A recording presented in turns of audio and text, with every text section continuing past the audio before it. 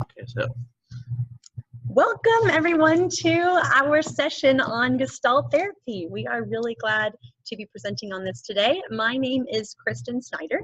my name's Kevin Klein. And we will be talking about Gestalt therapy, as you can follow along with us very easily with this Prezi PowerPoint. So welcome, we're so glad you are watching. We're gonna start off by letting you know that the case study that we had was regarding a client named Charles. You'll be learning more about him over the course of our presentation. And Kevin and I did a lot of thinking and realized that Gestalt therapy was going to be the best therapy to really address the needs that Charles has. So we'll be excited to have you learn more about how we made that connection.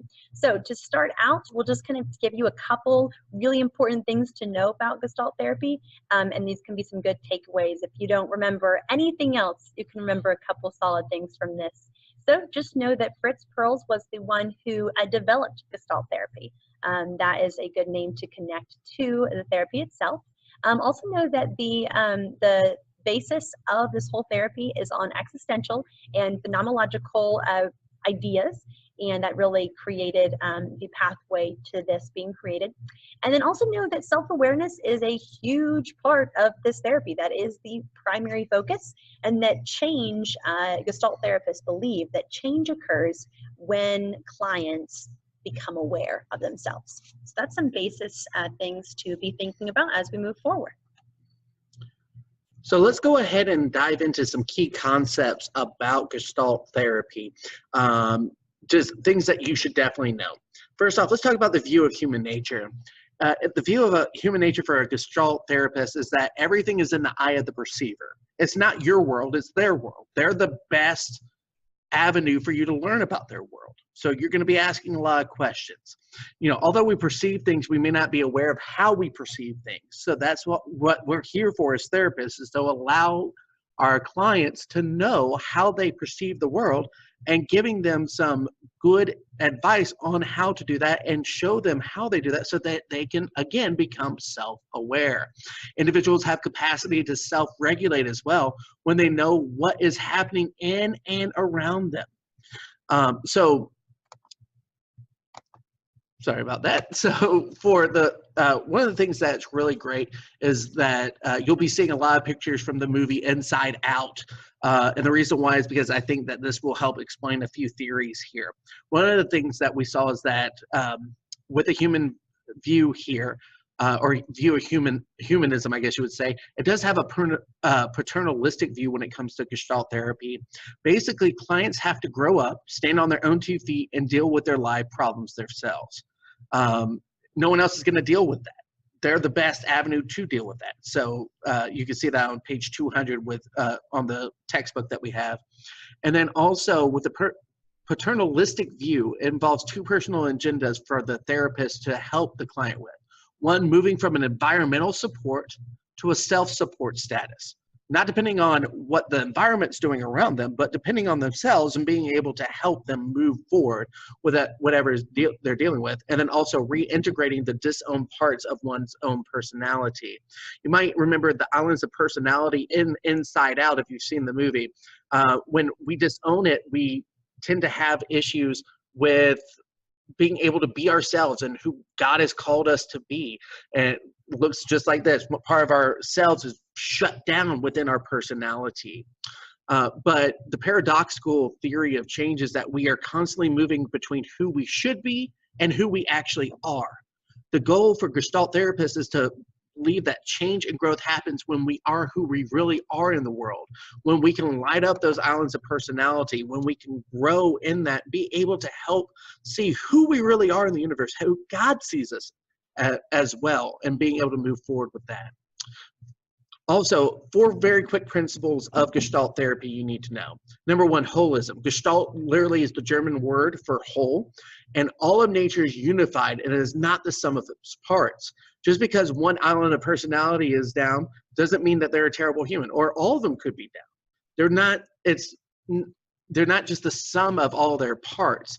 They're unified, and it's something that you have to look at a person as a whole being, Organisms must also be seen in the field theory. Organisms must be seen in its environment or context as part of the constantly changing field.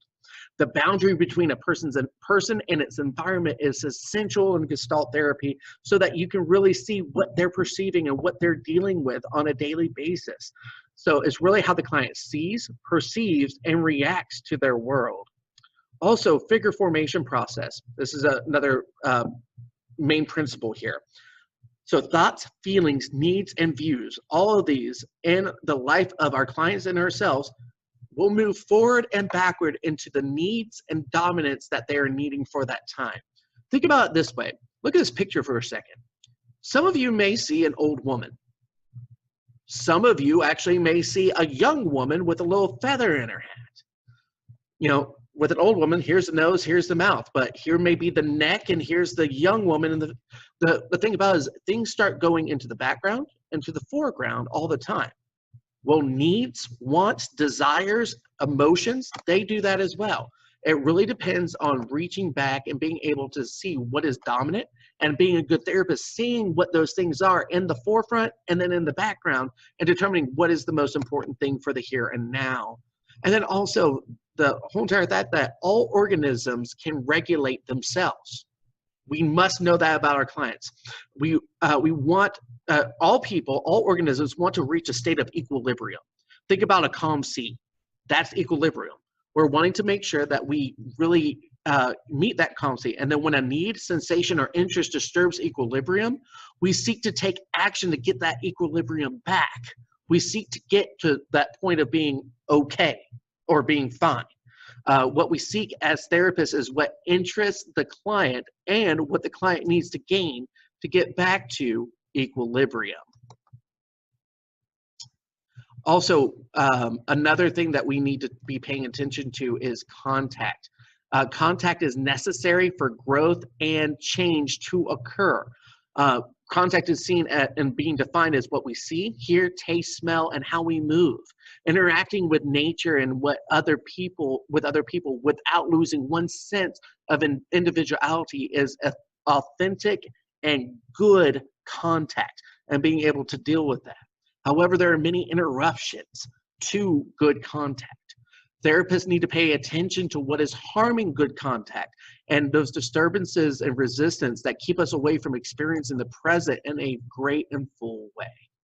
So all of this is very important, very quickly leads into the importance of focusing on the now. So in therapy and in these sessions as a Gestalt therapist, and as you'll see in our role play in a little bit, we want to focus on the now.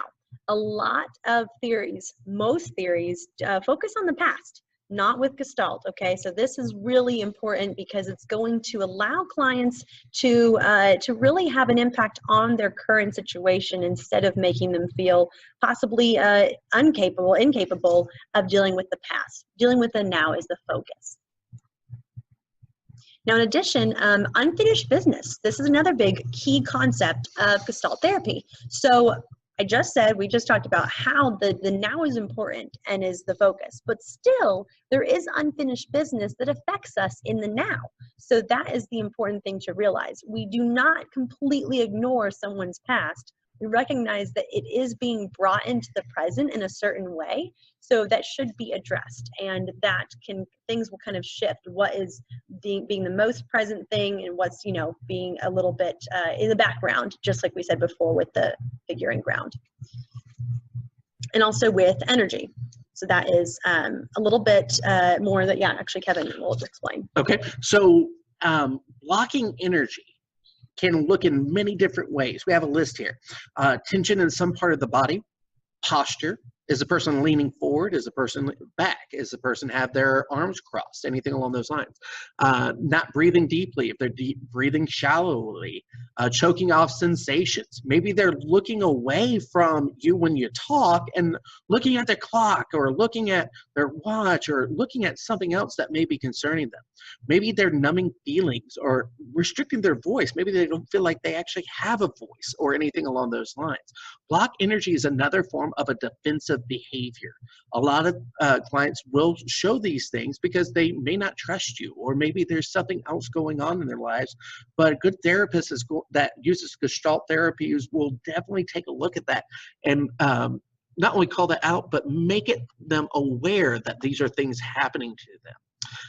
Therapists must watch for these and help clients be aware, and they need to find the focus of the interrupted energy. Is it in their chest? Is it in their shoulders, in their neck? You'll see that a little bit in our role play. They'll identify the way that they are blocking the energy and then transform this blocked energy into more adaptive behaviors. And even just bringing it out so that they can talk about what is the thing that is causing this blockage. We're gonna move on from concepts and move into more processes. So all of those key concepts are important to obviously remember throughout all of the therapy process. But now we'll get into that more specific concepts. So therapy goals, okay? Now this is important. There are no really specific goals that a Gestalt therapist focuses on. The main goal is to increase client awareness. Which in itself is a very important goal. Reason to make awareness more of a higher thing is that gives clients the ability to have more freedom in their lives. So when we become more aware of how we behave, we can have more of an impact on our environment and have better contact and all these things. So we can also do that, address this type of general goal by dealing with unfinished business that comes up in the therapy sessions, because when they become aware of that, it becomes very good practice for becoming aware of the rest of their lives and being able to really stay or become almost their own therapist in the long run, because they're always being aware of themselves. That's the kind of client we want to send out the door at the end. It's a really important thing. So therapist role in therapy. This is important. All of us train to be therapists and be good ones. So the main thing here is that it's a collaborative experience. So the therapist should really engage the client and not be the expert themselves on everything. The client, from the Gestalt perspective, is the expert on their own life experiences. The therapist has not been in their shoes exactly. They are trying to help the client to explore what is going on, help them through questions, through the techniques and interventions, which we'll get into, figure out themselves. Another big role is to observe the body language of the client. So really focusing on what they're doing in session and bringing their awareness to it. Now the role of language is a big deal too. Clients will use a lot of certain words that can be used as almost a window into how they are seeing things. So here, if a lot of, even in our IT talk, which the IT talk, you talking questions, is discussed a lot in the book.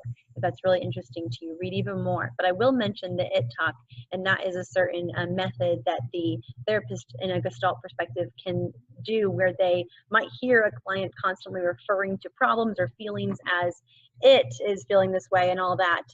But instead, the therapist should say, hey, could you actually say that differently and say, I am feeling upset, or something like that. It really creates a powerful interaction. Now, the client's experience, that's going to be one of where they really do feel that they are part of this process. They are not going to be just spoken to as if the therapist has all the answers. They really are going to be making their own insightful understandings of what's going on, interpreting things, being involved. They are involved in the session and all the sessions a lot. Also, the whole thing that these clients are going to be going through is a constant experience of discovering things and then learning to mix those into their understanding of life. It'll be a process of integration that continually happens. And finally here, the therapeutic relationship. This is so important in all therapies, but definitely in Gestalt.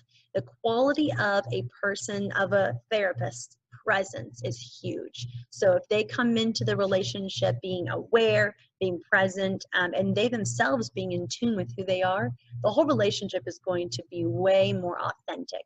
As the therapist models authenticity, the client will then also model that. So it is very important for us to be truly all that we ask our clients to be. Let's get into the idea of techniques very quickly. For any technique to work, there must be a relationship, and Gestalt really builds upon the idea of building that relationship. First off, the differences with exercises and experiments. Both are involved heavily in Gestalt. The idea of an exercise is it's a ready-made technique to achieve a goal. We'll talk about a few of those interventions in a few minutes that would look like that. But then we also have some experiments that actually grow out of the interaction and emerge with the dialogue that's going on. So having a person that can actually sit there and say, hey, I'm noticing this. Why don't we try a little trick here, or a little experiment, a little mind change here, or maybe start talking from that I instead of the it, talking from the I. That's a great idea of being able to point that out. But the bottom line is relationships are key. They must give clients, and you must give the clients the choice to participate in either an exercise or an experiment. Commanding gets you nowhere. And you will sometimes meet resistance. I automatically think about joy and sadness down here when it comes to some therapists. They just command that these people participate, but they haven't even built any trust yet. When clients resist, Gestalt therapists need to do two things. One, meet them where they are with their resistance, and then take note of where the resistance is, because that can actually reveal many things on what is going on. And then also resistance, a lot of people think is when the client is not doing what the therapist say, and this is a wrong way of thinking. Remember, you must stay in the present for this to be able to work. It's not about what they've done in the past. It's about what they're doing now and how they're reacting and how they're perceiving their world. Also, confrontation is a big key here. Confrontation here does need to combine a sustained empathetic inquiry into their lives, but with a crisp, clear, and relevant awareness focusing. So they need to allow the client to be aware of what's going on. A lot of people use the confrontation like here in Madness. Congratulations, San Francisco, you've ruined pizza. It's like, congratulations, you've ruined your life. And everything along those lines. That's not confrontation here in Gestalt. Being able to really bring that awareness out and being empathetic on where they are really does allow them to grow and change when it's done correctly. Let's talk a little bit more about interventions here. There are many ways to help clients reach their therapy goals. Mm-hmm. And we want to remember that techniques and interventions are not still the central focus. The focus is on increasing awareness. That's what matters. So we're going to show you here a list of the interventions. There's a lot of them, and they're really, really creative and very exciting to know there's this many things we can do to help someone become more aware.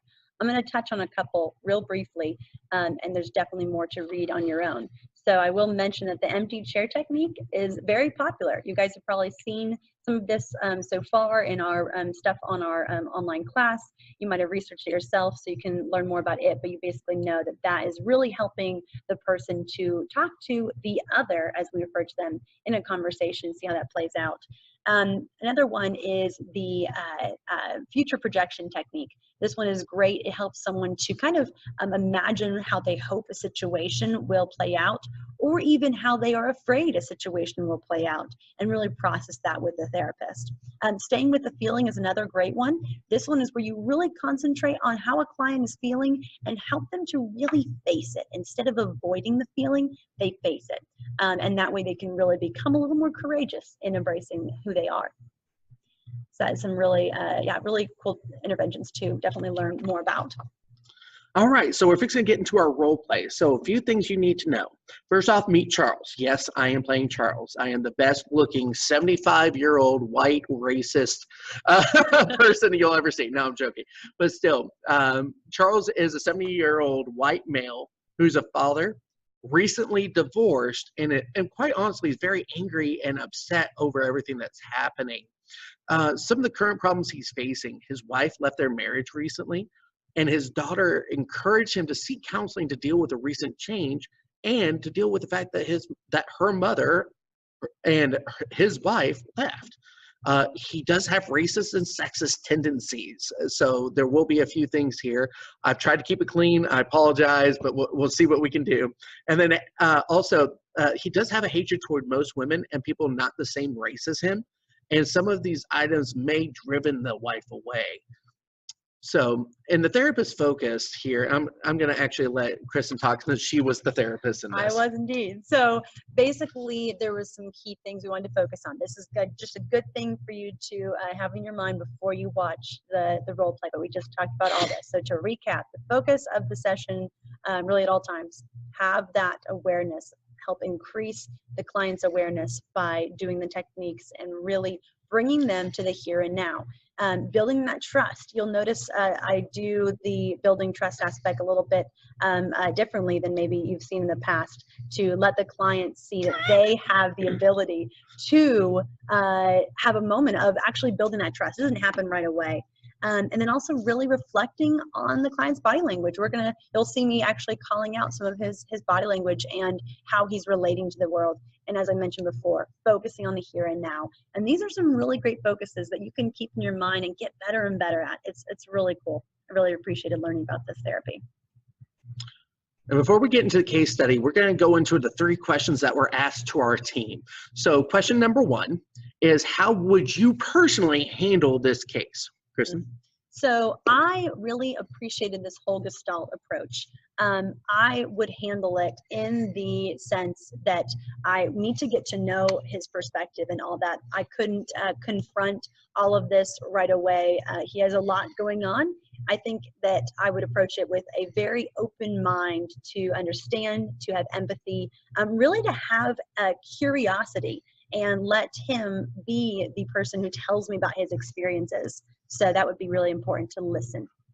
For me, I hit more like a sledgehammer, but that could be because I'm unproven and don't really know that much. This is only like my second or third class in the master's program.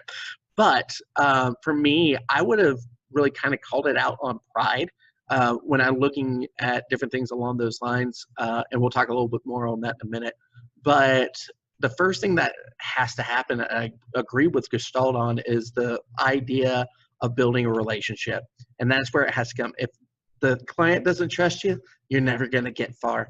And that could be because of something in their past that they don't trust you. Could be something out of your control. But you need to try and build that relationship so that when you do call out something and confront, you would be able to deal with it, and they'll be able to accept what you're trying to do out of love and out of respect, rather than out of, well, this is just another person telling me what I need to do. So our next question, how would you react to Charles' intolerant and discriminatory views? This is definitely an important question. Yeah. So for me, in the role play, I didn't really, I played on it and I built into it, but it could be a whole lot worse. And I actually grew up in a racist home. And the only reason why is because my parents grew up in the 1950s during the civil rights movement in Montgomery, Alabama, where the civil rights movement was happening. And because of that, there was a lot of truth that I had to accept that out of the lies that were being told to me when I was a kid. But have they gotten better? Yeah. But in the same thing, I would have to call out what's going on from not only a Christian perspective, but from a life perspective. I feel like that's not a first date type deal to call out. You have to build that relationship up, but it is a first, but you do need to be able to work with that and be able to be honest with them. It's like, that's unacceptable in today's age and the thought processes. I would say my reaction would, to be honest, be a little bit, shocked, especially if it was in the beginning of my my role as a therapist. I would definitely not let the client know that I was shocked to any degree, because obviously we want to make sure that they feel safe and that we can handle what's going on. So it'd probably be something where I would definitely reach out to someone if I needed some additional help and support with it, my supervisor, something like that. But personally, I would definitely have to keep a just a good boundary in making sure that I am taken care of, that if there is anything that he shares that is pretty intense in a more of a sexist or racist comment, then maybe I would need to process it with someone else, because it may affect me. I'm not afraid to, in a sense, recognize that, but I would definitely make sure that it didn't you know, affect the relationship long term.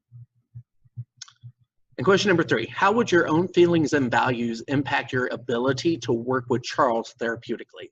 So kind of what I almost was just leading into, that my feelings would, if I did not handle them appropriately and actually acknowledge that there was some bit of uncomfortability there, I think it could affect the relationship a ton, because there would be a lot of maybe anger or even just frustration rooted in how I interacted with Charles, almost just frustration with, you know, how he relates to others, that would cause there to be a lack of trust that could be built, because I'm sure he could feel that energy if I was being just very closed off or protecting myself. So I think it'd be important to really let my feelings and values be acknowledged, but outside of the context of this relationship, so that this relationship, I can be the one helping Charles. For me, I usually wear my emotions on my sleeve, but in this particular deal, I have to accept where he is. So for me, looking at his feelings and values, one of the things at my own feelings and values, one of the things I would have called him out on is the fact that racist and sexist tendencies come from pride, and pride has no role in a gentleman's life, in my opinion. So because of that, whether that's a Christian gentleman or not, it's just who we are as people. So for me, I think there would be some confrontation that would have to go there and everything along those lines, but I don't think it would stop me, because I've dealt with people dealing, you know, with my family growing up even. It's just going to be loving them through it and loving them through all their issues that they're dealing with. And this is included in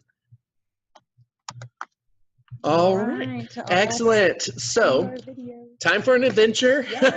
So, enjoy our role play video of Charles and his therapist, Kristen. While you're watching this, just be thinking about the stuff that we've already taught you through this presentation. Maybe thinking about what interventions and techniques we've used, and just kind of take some notes in your mind of what maybe questions you might have. And if for some reason the video does not play and you cannot hear what we're saying, just to let you know, it is out on YouTube. So you'll be able to download it from there as well. All right. Thank you guys, and enjoy. Well, hello there. Hi. So, Charles. Yes. Kristen. Nice to meet you. Nice to meet you as well. Glad to have you here today. So I noticed in your paperwork that you said you had never been to therapy before. Not really, no. Well, I'm honestly very wanting to encourage you that this is a great step, and wherever you are, coming to therapy is a great option. So great for doing that.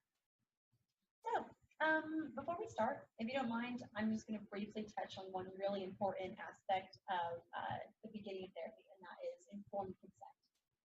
And the main part that I want to touch on today is confidentiality. So just so you know, everything that you do share here is held to confidential standards, so it does not leave this room. But there are 4 cases that are where confidentiality is not protected. And that's just one. If you were to give me a release of information that said this person can have information regarding my being here. The other reason would be if I was called in to be seen at a court. So if I was subpoenaed, then I would have to go. That would be a reason. And then the third would be if there was any signs that I felt of abuse to a child or an elderly person, or neglect as well. And then the last one is, sorry, it's actually spacing my mind at the moment. The last one is if there is, oh, thank you. Just remember the fact of if there is any threat to yourself of harming yourself. And besides that, everything is held to confidentiality. So I want to make sure you are aware of that starting out. Do you have any questions about that, Charles? No, I don't think so. Okay, great. Pretty straightforward. Perfect. All right. So let me ask you, what brings you in today? Well, my daughter Christy, she really wanted me to come. Honestly, I don't know why I'm even giving this a shot. I just honestly don't know what's going on. But she just really encouraged me that I needed to come here and talk to you guys, and you were the one that was available. So they, setting up this appointment, everything like that. I guess it's with everything that's happening right now. She just thinks I need to talk to somebody, and not her. Obviously, not my wife, but whatever that looks like, ex-wife, whatever that's. Okay. It sounds like you've got a lot going on. Yeah, a little bit stressed. Sounds a bit overwhelming. It can be, yeah. Okay. So, I don't know what to do. Yeah, how does this all work? Yeah. Hey, we're just going to kind of do this together. This is very, I see you as the expert of your own life. So I'm not here to tell you, Charles, this is the right way. This is the exact way. This is kind of a self-discovery together. So how does that sound a little bit? The idea of kind of collaborating and me not being the one in charge solely, but you really having a role in this. I like the idea of me being my own, Kind of being best expert or whatever, but okay. I don't know if I can trust you yet. So that's something You know what, Charles? I would tell you, don't trust me. You should help me to earn your trust. So I don't deserve it off the bat, and I recognize that. So I would like if you could give me the chance to earn your trust, if that's okay with you. I think I could. I'll definitely give you a shot. Okay. I'm here. And that's all I ask. Yeah. That's great. That's great. What I did want to ask you, if you don't mind, I noticed in the beginning of you talking there, you had a lot of movements with your hands. You kind of were slapping your legs a little bit. Did you notice yourself doing that? Yeah. Just the way I talk. Yeah. Can you talk a little bit? It seemed like it kind of was a little bit escalated when you were talking about you coming in here, kind of being forced a little bit. If you don't mind me doing this, a little bit of a little exercise, you kind of hit your legs really hard. Do you mind redoing that for me, just to kind of feel what this feels like, so I can kind of help you to see what you were doing when you were expressing that frustration of coming in here because someone else told you? I don't know how to do that. I'll show you. Yeah, no, that's fine. So what you kind of did was this kind of motion a little bit? Kind of your hands were kind of going up. You were saying, exactly. That was it. I'm just curious. Imagine your hands hitting your legs like that. What feeling were you having right then when they hit? What was that feeling? You can even do it again if you want, just to kind of.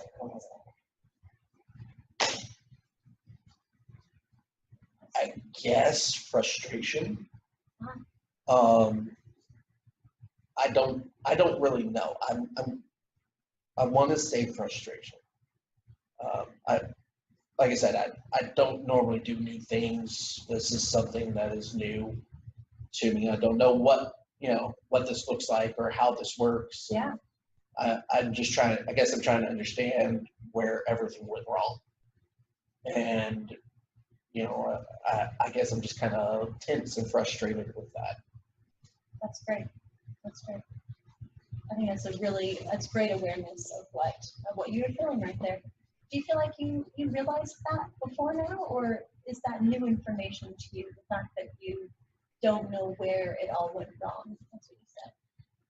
I think I know it, but more head knowledge than actually getting down into something. Okay. Because obviously everything is wrong. This is not how it's supposed to be. This is not how this is supposed to go. It's just everything just kind of falling apart, and I don't know what caused it. And I'm trying to get where I can figure that out. Can I pause you right there for a second? You use the words that you're trying to figure out where this went wrong, where it went wrong. Could you give me some information on what the this and what the it is that you're referring to? Well, here's the deal. So I consider myself a guy's guy, and, this, so, I'm married, well, fixing to be unmarried, going through a divorce. My wife just picked up and left. No explanation, no real deal there, just picked up and left. And it's like everyone knew something but me.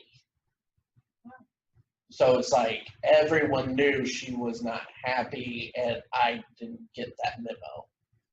And everyone knew she was picking up and leaving, and I just come home to an empty house, to an empty dresser and closet, nothing there except maybe some bare essentials or bare non-essentials, and an empty house. You must have been shocked. It was. I was. And I'm just frustrated because no one is communicating with me.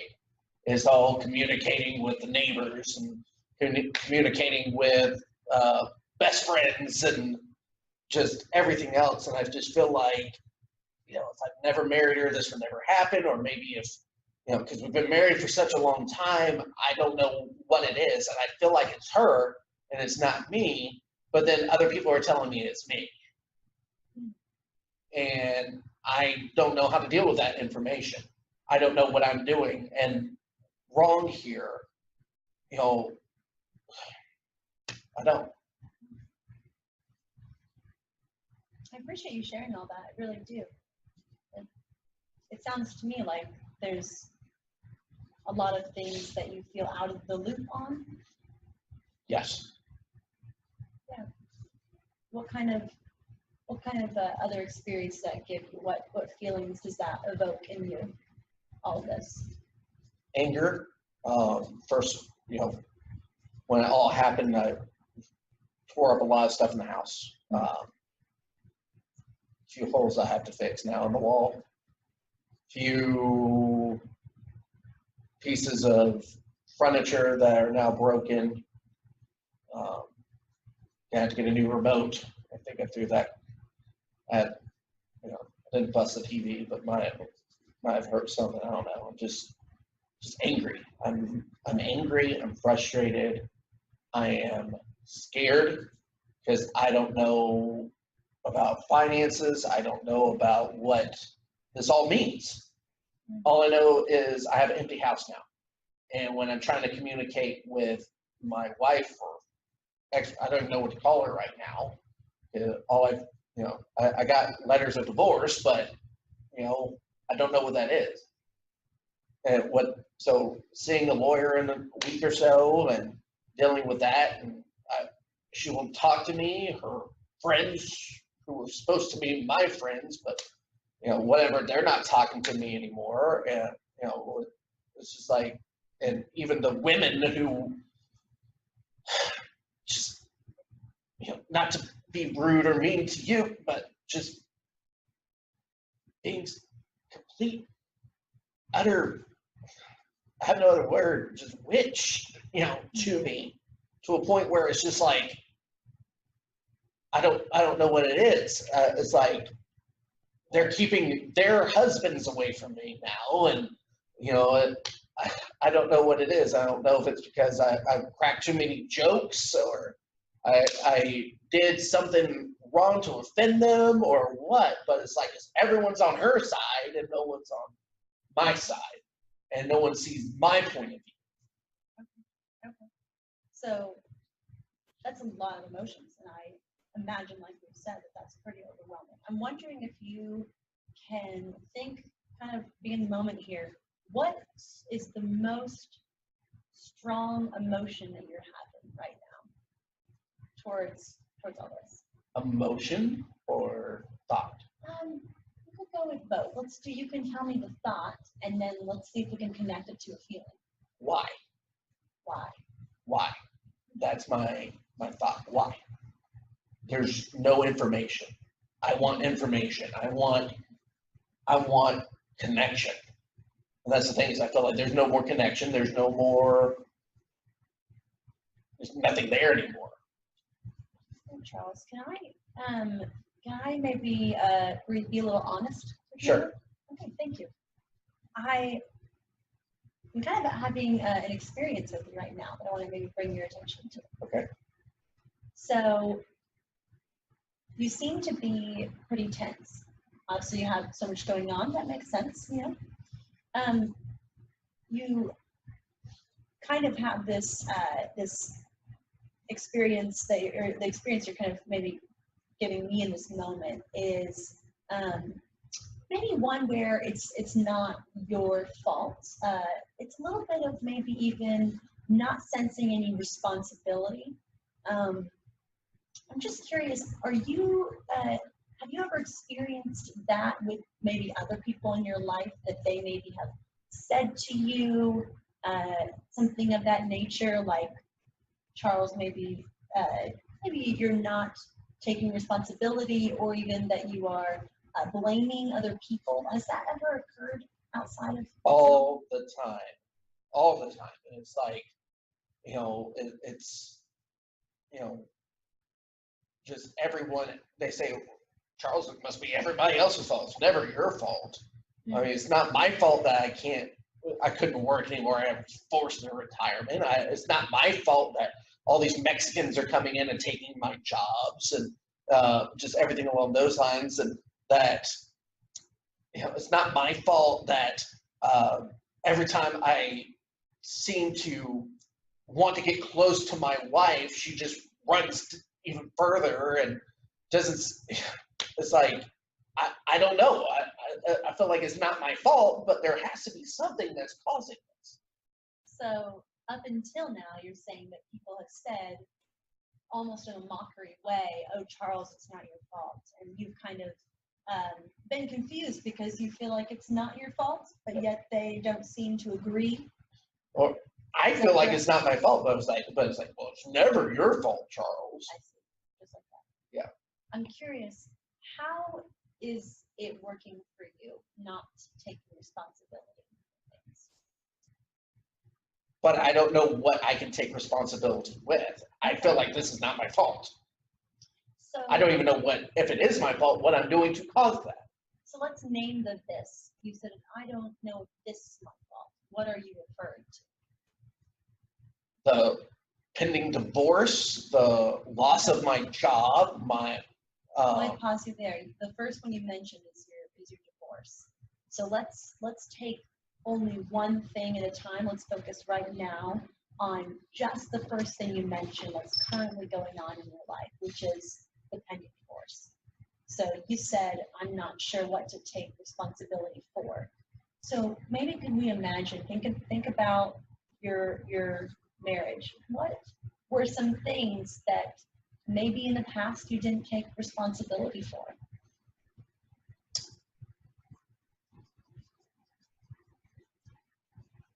I guess my anger. Okay. I can go into fits of rage every now and then.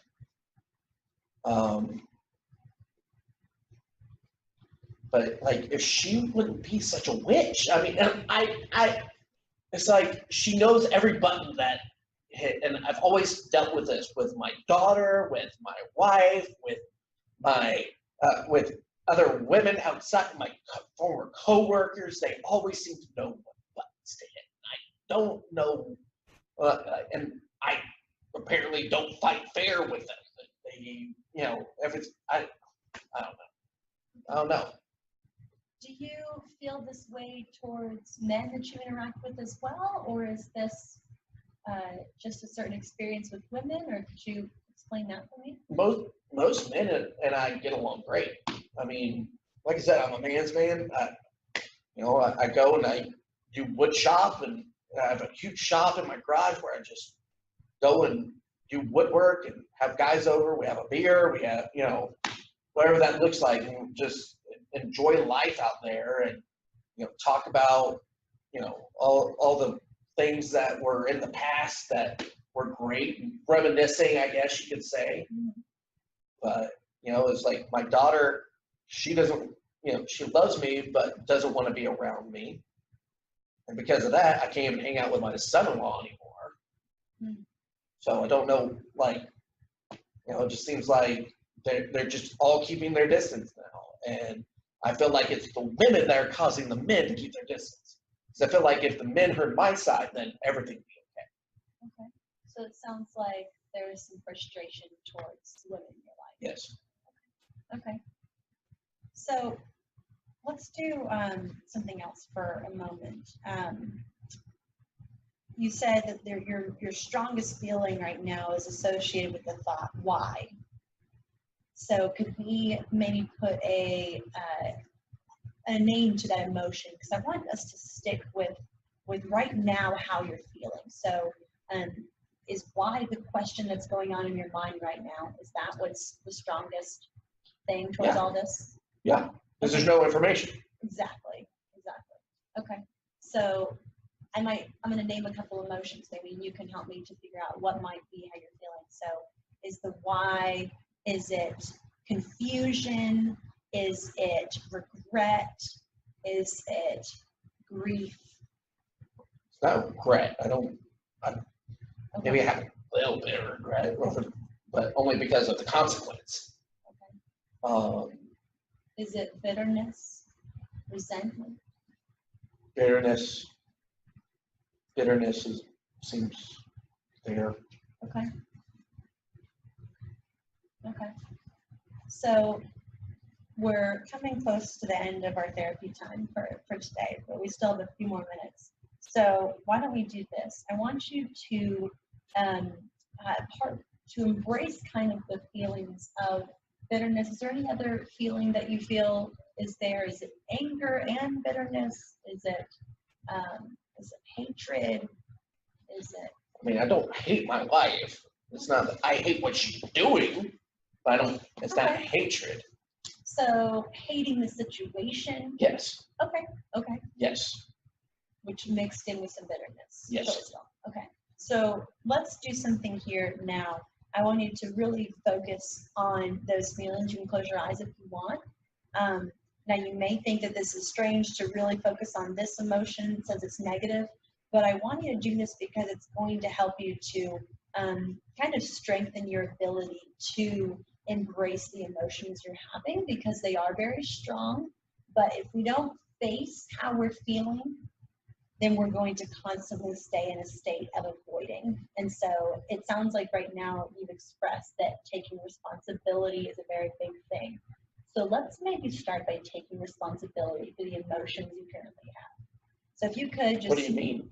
So thanks for asking for clarification there. Kind of recognizing that those are feelings you have and being okay with that and not trying to run from it. What do you think?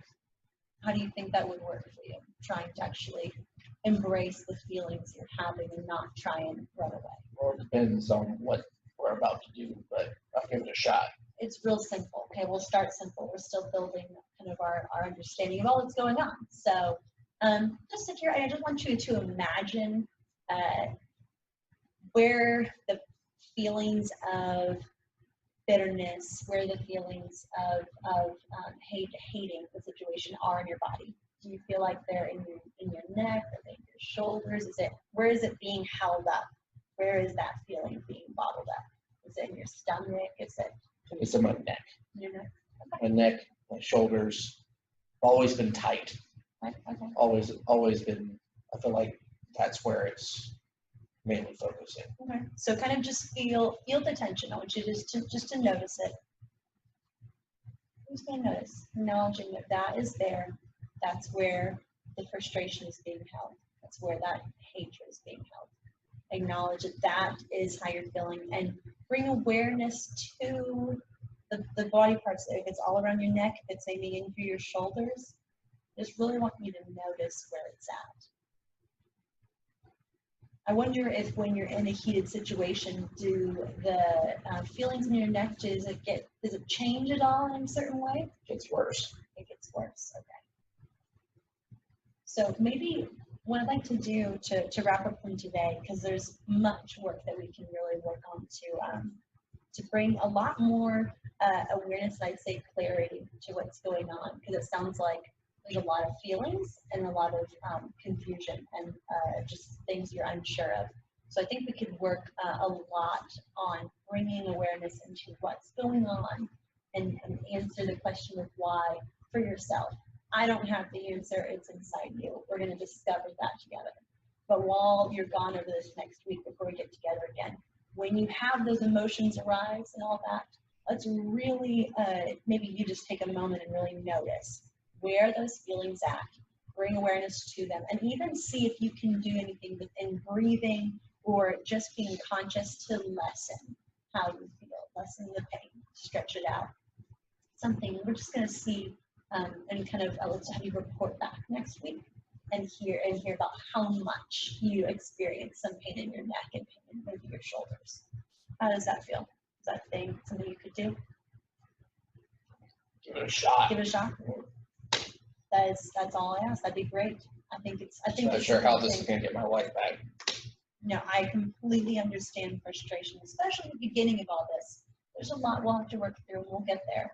But I think you really being involved and being engaged is going to bring you the best results that you're